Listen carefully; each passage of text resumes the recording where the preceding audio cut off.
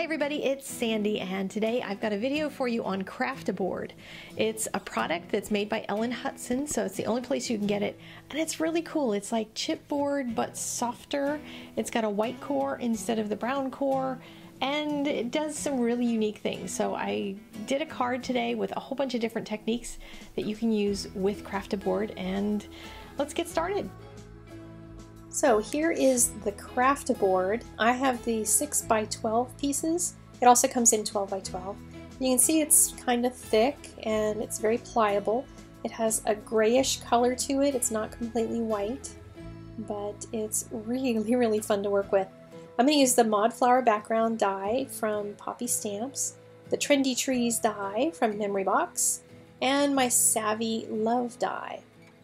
And here is the Mod background die cut into it, but I didn't cut it all the way through. I set my die cut machine so that I put the right number of layers so that it only cut into the surface, because I didn't want to piece all that little stuff together. So this technique is going to help me to use the die without having to do any piecing.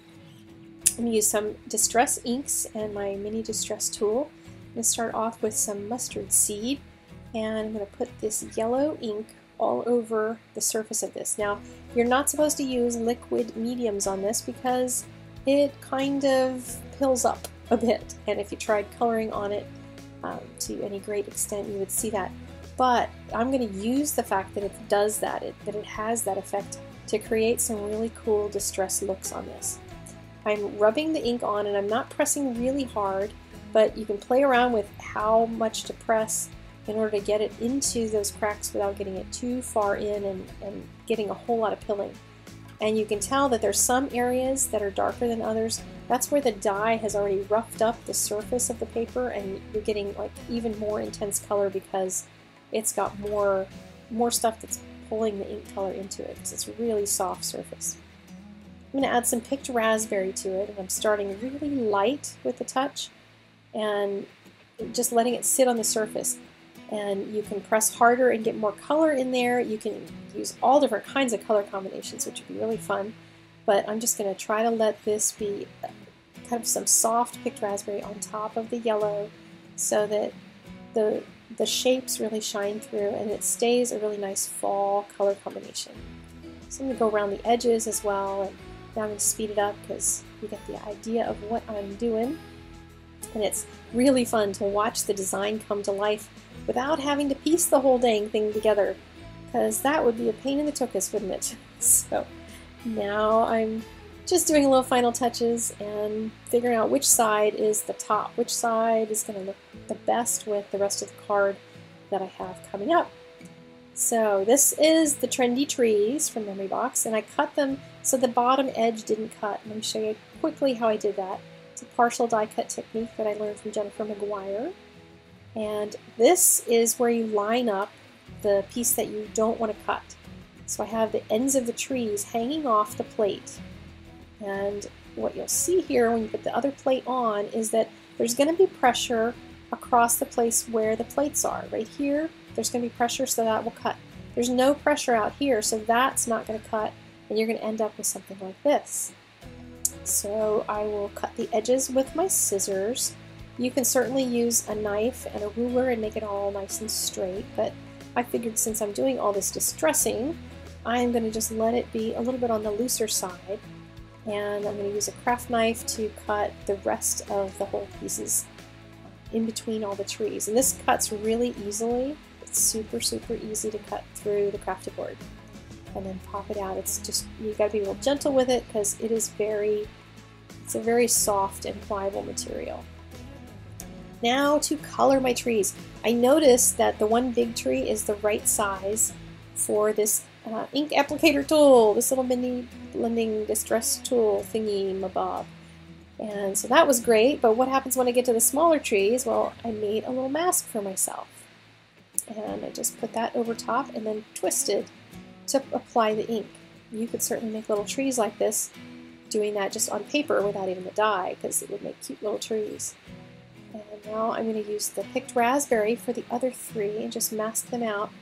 Depending on how much ink you put on, you can get some fun layering of the colors as they go one over top of the other, which is pretty cool.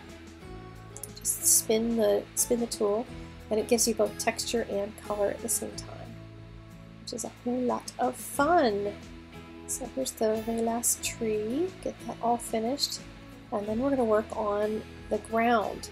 This is going to be a fall card, so I want the ground to be kind of warm and orangey yellow, but I didn't want to use the same yellow as in the trees because I didn't want it to be as bright as those yellow trees. And you can't quite tell here, but this is the orange color, the spiced marmalade. But you can see here it's not going on when you see this on a flat surface, not with all the die cutting. It isn't going on evenly, and that's just the way that the surface works. It's just this really rough, soft surface. But I'm going to use that again to create this really cool distressed effect. I'm putting the picked raspberry along the bottom so that I have kind of a multi-color, and you get that bright edge at the top because there's going to be some sun coming from behind the trees shining out onto the ground. So next I'll add my stems, my trunks of the trees with E23, which is a Copic marker. Copic markers work great on these. I wouldn't color a ton on them just because this stuff is going to soak the color out of your markers if you do a whole lot, but for small bits it colors beautifully. It really takes the color nicely. So that's E23 and E29, and now I'm going to take my E23 and I'm going to make shadows underneath, and it colors really great right over top of the ink.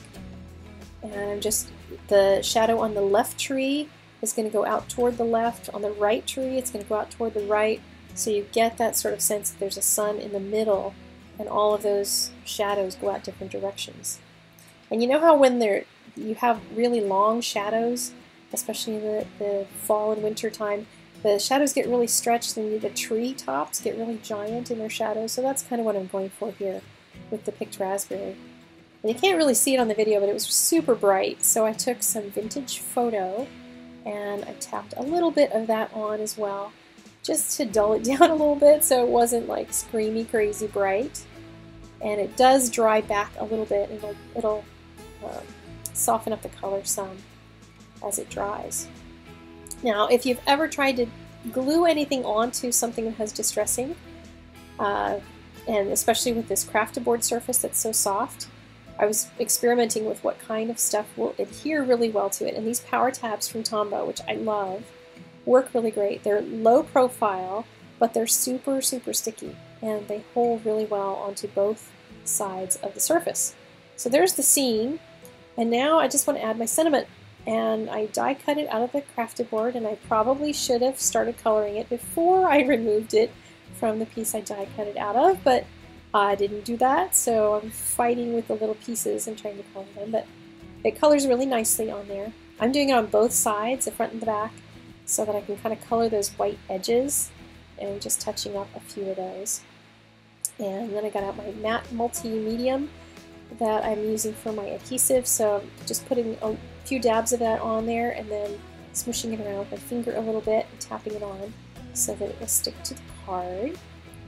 And then I'm going to just do glossy accents over the top of the whole thing and give that some shine, because nothing else on the card shines, so the sentiment will really super stand out because it's got that extra shimmer on it. So there we go. I love this card. It's totally not my style in any usual way, but I really love stepping outside the box and trying something totally crazy and different. And I hope that inspires you to do the same. Stop by my blog tomorrow to see the test piece that I did for the background on a different card, so you see a different look. And I wanted to say a big hello and thank you to everybody who's been participating in the online card classes, Copic's class that started this week. If you haven't taken it yet, it's not too late to join in. You can see all the content anytime. You can even watch it for the next 932 years if you so desire. Everybody's having a great time. It looks like there's lots of learning going on, including me. I am learning things by watching the other instructors and their videos as well. And I will see all of you here next week with several videos. I have a whole bunch coming up next week, so stay tuned.